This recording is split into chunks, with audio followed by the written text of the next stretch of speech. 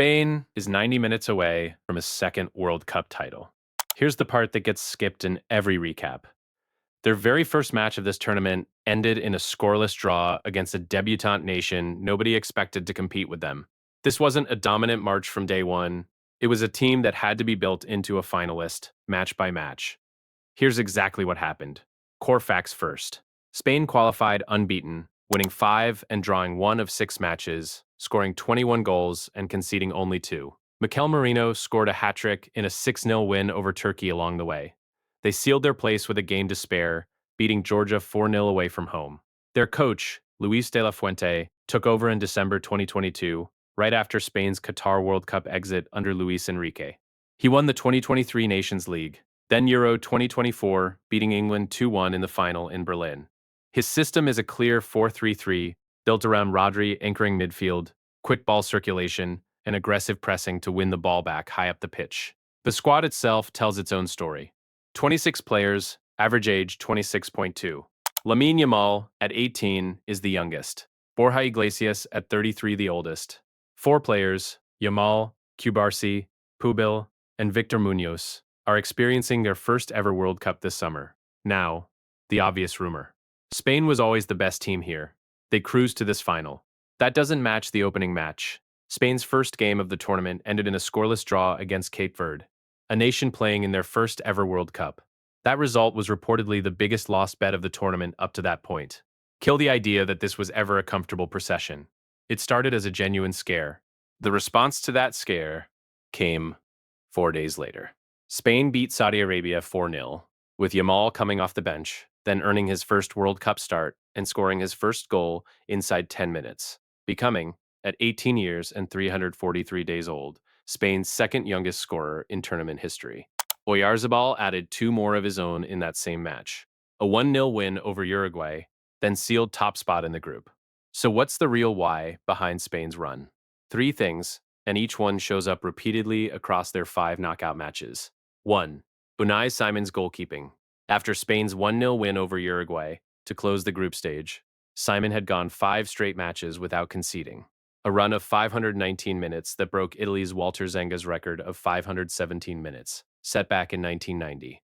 That streak eventually reached 650 minutes across this tournament and the last one combined, before finally being broken by Belgium's Charles de Ketelaere in the quarterfinal.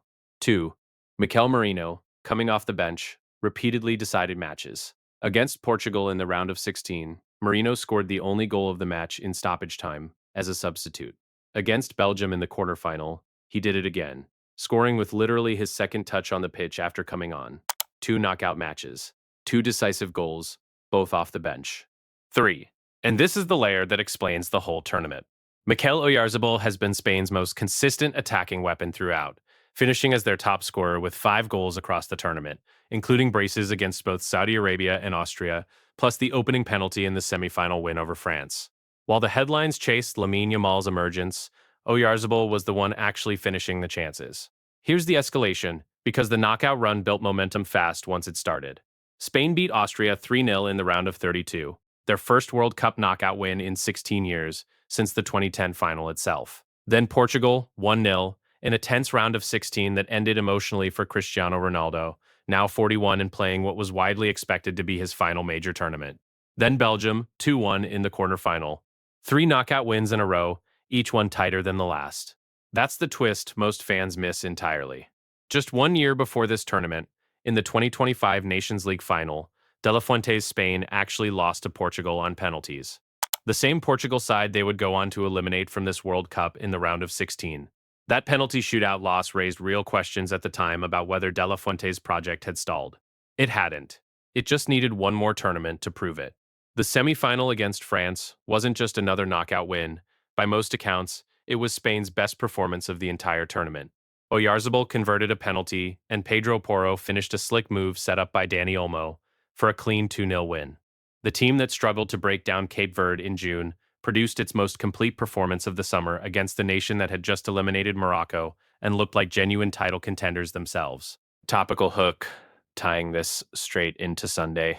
Spain now faces Argentina in the final, the defending champions, chasing back-to-back titles of their own. There's a genuine historical echo here, regardless of the opponent. Spain arrived at their 2010 triumph as reigning European champions, exactly as they arrive at this one, having won Euro 2024.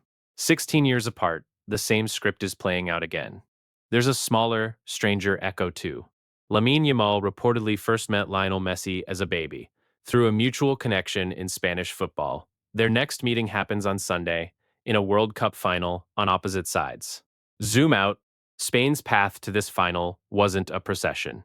It was a scoreless draw against a debutant nation, a goalkeeping record quietly built and eventually broken, a substitute who decided two separate knockout matches, and a striker doing the unglamorous work of actually finishing chances while the spotlight went elsewhere.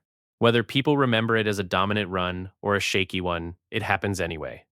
The result is the same either way. Spain is one win away from a second World Cup. The game has not changed, you have. You're welcome. Subscribe if you enjoyed this type of content. It means a lot.